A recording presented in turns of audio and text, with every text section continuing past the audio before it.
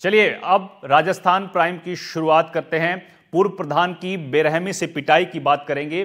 भरतपुर से बड़ी खबर आपको बताते हैं। पूर्व प्रधान की बेरहमी से पिटाई का ये वीडियो देखिए आप।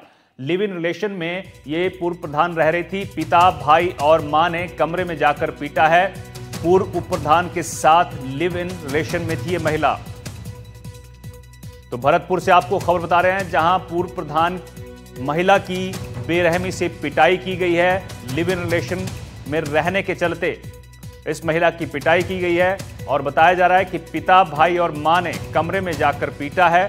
पूर्व उप प्रधान जो थे उनके साथ ये महिला रह रही थी लिव इन में, जिसके बाद इसके परिजनों ने इसकी पिटाई की है।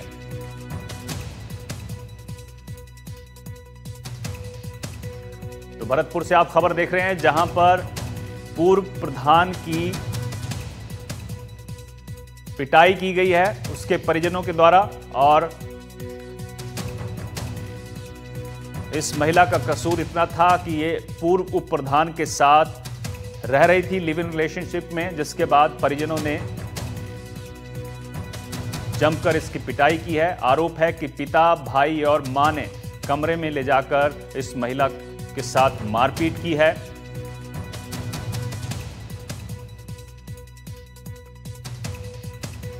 अब इस महिला को अस्पताल में भर्ती कराया गया है। तस्वीरें आप देख सकते हैं कि घायल अवस्था में महिला जो है वो अस्पताल में दाखिल की गई है। ललितेश कुशवाहा हमारे संवाददाता सीधे इस खबर पर भरतपुर से जुड़ गए हैं। ललितेश, पूर्व उप प्रधान और पूर्व प्रधान लिव इन में रह रहे थे, जिसके चलते परिजनों ने इस महिला की बेरहमी से पिटाई की है। क्या कुछ मामला है, क्या कुछ इनका कहना है? बिल्कुल अनिल, देखिए जो पूर्व प्रधान है उनके परिजनों ने ही उनकी पिटाई की है। फिलहाल उनका है आरबीएम अस्पताल में इलाज चल रहा है, लेकिन उनकी जो हालत है वो खतरे से बाहर है। वो करीब 4 साल से उप प्रधान है। जब वो प्रधान रही थी पंचायत समिति कामा की, उस समय उप प्रधान था और उसके साथ में वो लिव इन रिलेशन में रह रही थी और परिजन थे, उन्हें ये पसंद नहीं था। परिजन काफी समय से मना कर रहे थे, लेकिन ये अपने जो परिजन है उनसे अलग रह रही थी। पहले ये अलवर में रही थी, लेकिन उसके बाद में ये अपने ही तहसील में आकर के अपने ही घर के पास में एक कमरा लिया किराए पर और ये उप प्रधान के साथ रह रही थी। लेकिन परिजन है वो लगातार समझाइश कर रहे थे, लेकिन पीछे से जब वो उप प्रधान घर पर नहीं था और ये अकेली थी, तो उसी समय परिजन इनके पास में आते हैं और मारपीट कर देते हैं। इनके पैर में गंभीर चोटें हैं और सूचना पर जो कामा थाना पुलिस है वो पहुंचती है, उन्हें कामा का जो अस्पताल है वहाँ भर्ती कराती है और उसके बाद में स्थिति को देखते हुए जिला आरबीएम अस्पताल में रेफर कर दिया जाता है, जहाँ इनका उपचार जारी है। जी ठीक है, बहुत बहुत शुक्रिया आपका ललितेश जानकारी के लिए।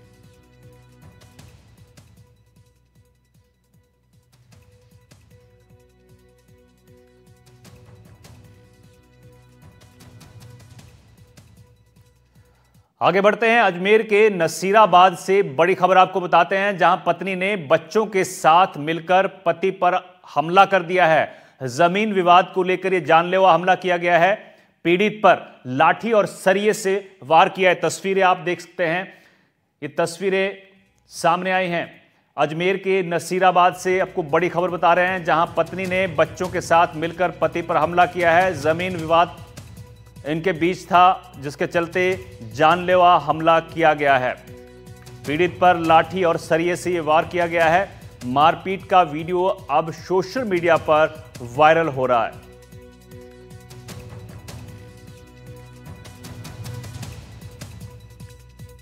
अब मामले की जांच में जुट गई है। तो आपको खबर एक बार फिर बता देते हैं। अजमेर के नसीराबाद से खबर है, जहां पत्नी ने बच्चों के साथ मिलकर पति पर हमला कर दिया। जमीन विवाद का पूरा मामला है। क्या विवाद है? अच्छा, क्या बात हुई थी आज? मेरे खेत की तारबंदी तोड़ दी थी उन्होंने। अच्छा, तो मैंने बोला कि ये तारबंदी किसने तोड़ी? इस बात को लेकर के उसने तो वहाँ पर ही मैंने पिटाई की। दो तो बेटे थे, एक बाप था और एक उनकी माँ थी बेटे की। एक था लादीन पुत्र मंगड़ा, एक था सलीम पुत्र लादीन, एक था आजाद पुत्र लादीन और एक उनकी लादीन की पत्नी थी मुन्नी। काई से मारा था आपको? मेरे को दातरी, लकड़ी और सरियों से पीटा था। कटारिया हमारे संवाददाता सीधे इस खबर पर जुड़ गए हैं। पवन, अजमेर के नसीराबाद में मां ने बेटों के साथ मिलकर अपने पति पर हमला किया है। जमीन विवाद बताया जा रहा है, क्या कुछ पूरा मामला है, जरा तफ्तीश से बताइए। जी बिल्कुल, देखिए आपसी यहाँ पर जमीनी विवाद है और ये नसीराबाद के ग्राम बुधपुरा में ये घटना घटी है, जहाँ पर पीड़ित रशीद खान ने बताया है जख्मी हालत में। पुलिस को दी रिपोर्ट में कहा है कि रशीद खान जो कि खुद पीड़ित है, उसके साथ में उसी के परिवार वालों ने हमला कर दिया और इसमें बाप, पिता, पुत्र जो कि तारबंदी उसके खेत पर की हुई थी, जिसे तोड़ दी गई है और आरोपी यहाँ पर उस आजाद, सलीम और उनकी मां मुन्नी है और उनका पति है। उसने चारों ने एक राय होकर रशीद पर मारपीट की है और बताया जा रहा है लाठी डंडे के साथ साथ धारदार हथियार भी थे। फिलहाल पीड़ित ने नसीराबाद थाने में आरोपी के खिलाफ शिकायत दी है और जो वीडियो रिकॉर्डिंग है जो पीड़ित रशीद का भतीजा बना रहा था वो भी पुलिस को मुहैया कराई है। पुलिस ने प्रकरण दर्ज कर लिया है और मामले की जांच यहां पर की जा रही है। ठीक है पवन, बहुत बहुत शुक्रिया आपका इस जानकारी के लिए। चलिए आगे बढ़ते हैं। जयपुर से आपको खबर बताते हैं, जहां हाईवे पर लूट करने वाली गैंग का खुलासा किया गया है। वाहन चालक को ये नशीला पदार्थ पिलाकर लूट करते थे। पुलिस ने ऐसे 5 आरोपियों पर शिकंजा कसा है, इनको गिरफ्तार किया है। कब्जे से 312 सामान के कट्टे बरामद हुए हैं। आरोपियों से पूछताछ करने में अब पुलिस जुटी है। तो ये वो अपराधी हैं। ये तस्वीरों में आपको 5 लोग वो नजर आ रहे हैं जो हाईवे पर लोगों को शिकार बनाते हैं, जहरीला पदार्थ खिलाकर चालकों को, और फिर उनकी गाड़ियां लूट लेते हैं। 312 कट्टे इनके पास से चोरी के बरामद हुए हैं। चलिए अब जोधपुर से आपको खबर बताते हैं। अहमदाबाद प्लेन हादसे का शिकार हुई खुशबू राजपुरोहित का शव आज अंतिम संस्कार के लिए उनके ससुराल खारा बेरा लाया गया। बारिश के बीच खुशबू का अंतिम संस्कार किया गया। अंतिम संस्कार में पूरा गांव उमड़ पड़ा। प्रशासनिक अधिकारी भी इस मौके पर मौजूद रहे। ये तस्वीरें आप देख सकते हैं अहमदाबाद में एयर इंडिया हादसे में जो खुशबू की मौत हुई थी, आज खुशबू का अंतिम संस्कार कर दिया गया और बारिश के बीच जो है खुशबू को अंतिम विदाई परिजनों ने दी, स्थानीय लोगों ने दी। भारी मात्रा में यहाँ पे भारी संख्या में लोग यहाँ पर पहुँचे थे। तस्वीरों में देख सकते हैं परिजन जो हैं उनका रो रो कर बुरा हाल है। ये वही खुशबू है जो अपने पति से मिलने के लिए लंदन के लिए जा रही थी। जनवरी में शादी हुई थी, लेकिन अब जून महीने में इस दुनिया को अलविदा कह के चली गई हैं। अपने पति से मिलने के लिए लंदन के लिए रवाना हुई थी और हादसे का शिकार हो।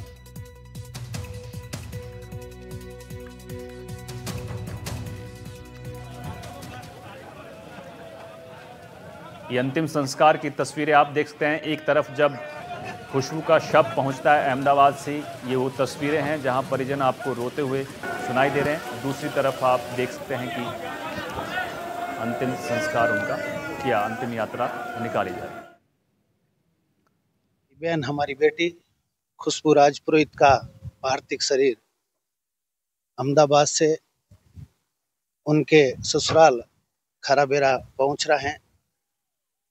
पूरा गांव, पूरा समाज नम है और पूरा समाज उस बहन को अंतिम विदाई देने के लिए आया हुआ है। मैं भी माननीय कैबिनेट मंत्री गजेंद्र सिंह जी शेखावत की ओर से पुष्प चक्कर श्रद्धा सुमन अर्पित करने के लिए खराबेरा आए हैं।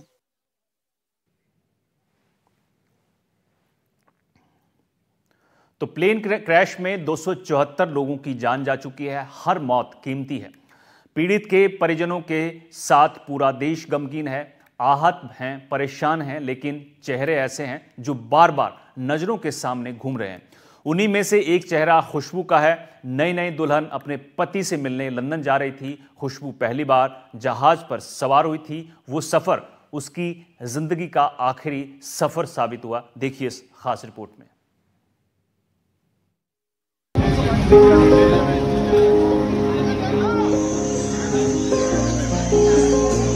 मैं जिस जिस बच्चे को आपने गोद में खिलाया है, आज उसे एम्बुलेंस में लेने आए हैं। भगवान ऐसा किसी को ऐसा दिन नहीं दिखावा है।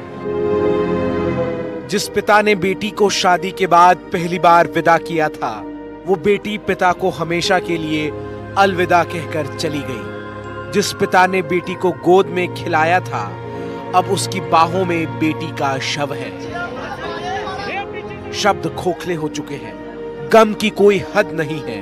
खुशबू दुनिया छोड़कर जा चुकी है और परिवार को कभी न भरने वाला जख्म दे गई है। अहमदाबाद के सिविल अस्पताल के बाहर खुशबू के रिश्तेदार और पड़ोसी मौजूद हैं।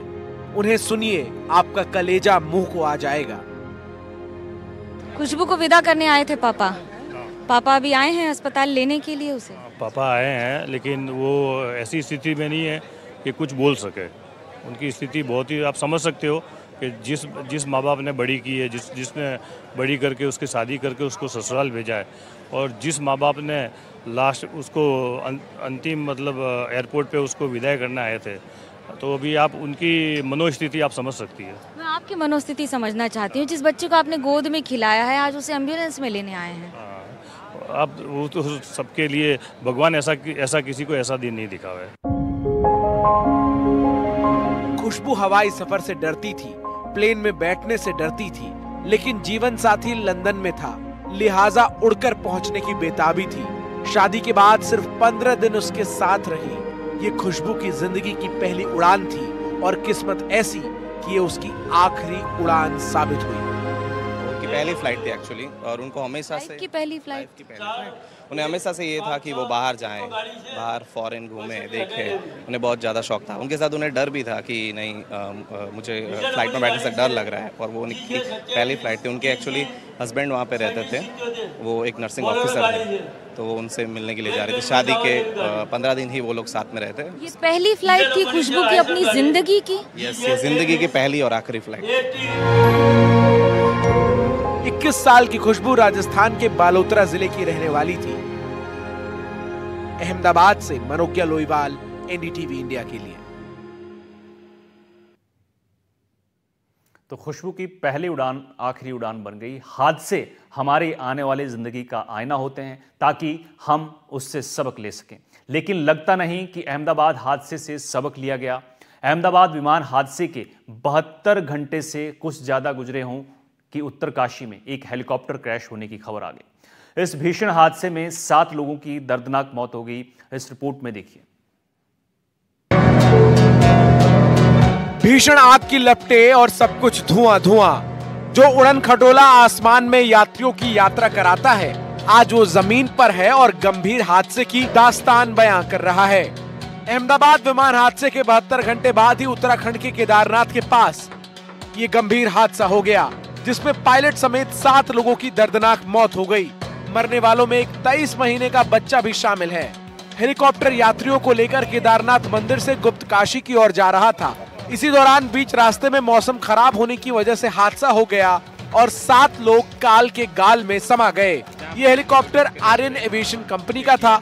खबर मिलते ही एनडीआरएफ, एसडीआरएफ, पुलिस और स्थानीय लोग मौके पर रेस्क्यू में जुटे हैं। खोजबीन और राहत कार्य जारी है। इस दर्दनाक हादसे के बाद कई सवाल उठ रहे हैं। खराब मौसम में उड़ान की अनुमति क्यों? हेलीकॉप्टर की रखरखाव स्थिति पर सवाल। पायलट के प्रशिक्षण पर सवाल उठ रहे हैं। क्या गौरीकुंड केदारनाथ रूट सेफ है? क्योंकि पहले भी कई हादसे हो चुके हैं। उड़ान के लिए सुरक्षा मानक पुख्ता हैं। इस हादसे के बाद ये सवाल है जो चर्चाओं में है। 8 दिन पहले ही बीच सड़क पर एक हेलीकॉप्टर की लैंडिंग कराई गई थी। इस हादसे के बाद अब सरकार ने सख्त कदम उठाया है। इसके तहत 4 धाम यात्रा हेलीकॉप्टर सर्विस पर रोक लगा दी गई है। किशोर रावत, एनडीटीवी इंडिया के लिए।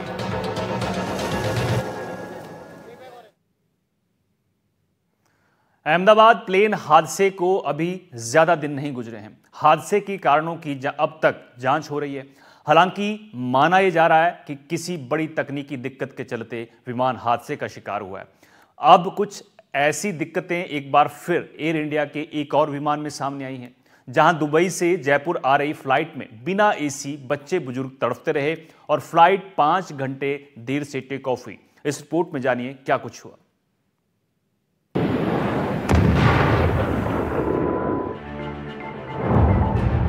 अहमदाबाद विमान हादसे से नहीं लिया सबक।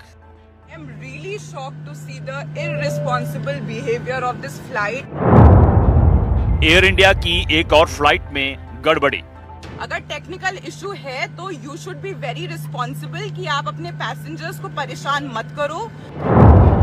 बिना एसी गर्मी में तड़फे बुजुर्ग और बच्चे। मेरा बेटा जो 3 साल का है बेचारा पसीने में भीग चुका है। दुबई जयपुर फ्लाइट 5 घंटे डिले। अहमदाबाद विमान हादसे से देश में हर कोई सदमे में है। अभी विमान हादसे की तस्वीरें लोगों की जेहन में ताजा हैं।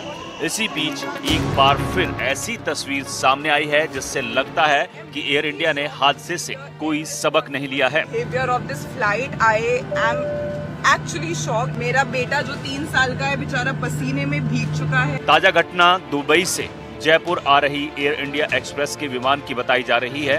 बताया जा रहा है कि विमान में यात्री बिना एसी 5 घंटे तक बैठे रहे। सोशल मीडिया पर वायरल इस वीडियो में बताया गया है कि दुबई से जयपुर आने वाली एयर इंडिया एक्सप्रेस की फ्लाइट में यात्रियों को 5 घंटे तक बिना एयर कंडीशनिंग के बैठाए रखा गया। इस दौरान विमान में मौजूद बुजुर्ग और बच्चों की तबीयत बिगड़ गई। बेटा जो 3 साल का है बेचारा पसीने में भीग चुका है। We are pushing the crew button, but none of the crew is coming. Again and again, everyone is pushing. Just look at the situation. Just look at the situation. हमने कम से कम सारे लोगों ने 100 से भी ज्यादा बार क्रू को बुलाया है, but none of the crew member is responsible enough to come here and speak towards us. मामला 13 जून की रात का बताया जा रहा है। दुबई से जयपुर आ रही एयर इंडिया एक्सप्रेस की इंटरनेशनल फ्लाइट निर्धारित वक्त 7:25 पर दुबई से रवाना होने वाली थी, लेकिन तकनीकी खराबी के चलते इसकी उड़ान में घंटों की देरी हुई। फ्लाइट 12:45 पर दुबई से जयपुर के लिए रवाना हुई। अगर टेक्निकल इशू है तो you should be very responsible कि आप अपने पैसेंजर्स को परेशान मत करो। सबको आराम से एयरपोर्ट पे कराओ या फिर दूसरी फ्लाइट दो। यार ये क्या तरीका लगा रखा है आप लोगों ने। लेकिन उससे पहले यात्रियों को करीब 5 घंटे तक विमान में बिना एसी के बैठाए रखा गया, जिससे विमान में मौजूद बुजुर्ग और बच्चों की तबीयत खराब हो गई। We are pushing the crew button, but none of the crew is coming. Again and again, everyone is pushing. Just look at the situation. Just look at the situation. हमने कम से कम सारे लोगों ने 100 से भी ज्यादा बार क्रू को बुलाया। यात्रियों ने एयरलाइंस पर गंभीर आरोप लगाए हैं। यात्रियों के मुताबिक ना तो उन्हें पानी उपलब्ध कराया गया और ना ही कोई स्पष्ट जानकारी दी गई। यात्रियों का कहना था कि हम 5 घंटे तक ऐसे ही बैठे रहे। बच्चे रो रहे थे, बुजुर्गों को सांस लेने में परेशानी हो रही थी, लेकिन कोई सुनने वाला नहीं था। zero awareness of the things what is going on. ये मामला अब सोशल मीडिया पर वायरल हो रहा है और यात्रियों ने DGCA और एयरलाइंस प्रबंधन से जवाबदेही की मांग की है। हालांकि अब तक एयर इंडिया एक्सप्रेस की ओर से इस पूरे घटनाक्रम पर कोई आधिकारिक बयान नहीं आया है। 100 से भी एक और जब अहमदाबाद प्लेन हादसे से देश स्तब्ध है, तब ऐसे में इस तरह की घोर लापरवाही अपने आप में बड़े सवाल पैदा करती है। उम्मीद की जानी चाहिए कि समय रहते इन तकनीकी खामियों को दूर कर यात्रियों की सुरक्षा सुनिश्चित की जाएगी। 12:30 बज चुके हैं, but there is just bureau report, Rajasthan. Awareness of the things what is going on. अगर टेक्निकल इशू है तो you should be very responsible.